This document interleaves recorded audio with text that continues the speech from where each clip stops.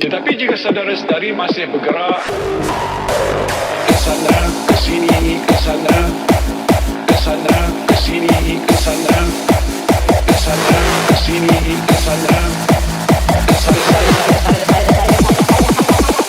just stay at home.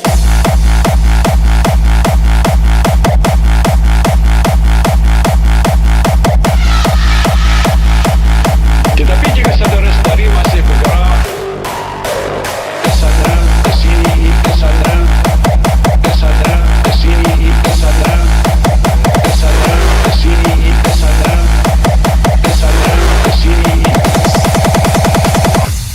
Oleh sebab itu saya ingin merayu pada saudara-saudari, tolonglah, just stay at home. We are a nation at war with invisible forces.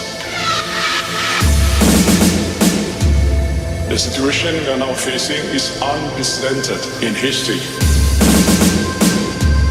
And this government may not be the government that you voted for. But I want all of you to know that this government cares for you.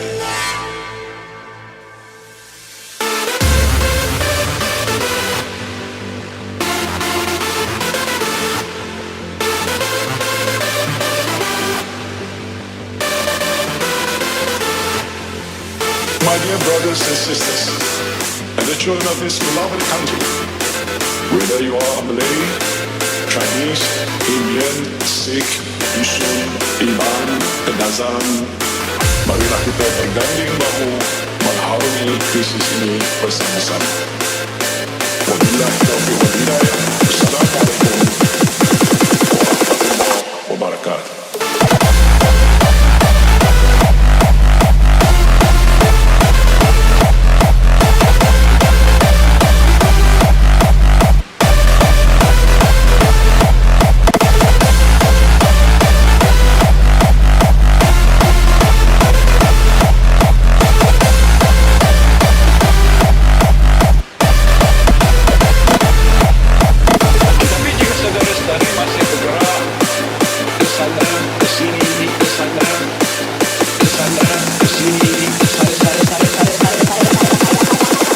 Just stay at home.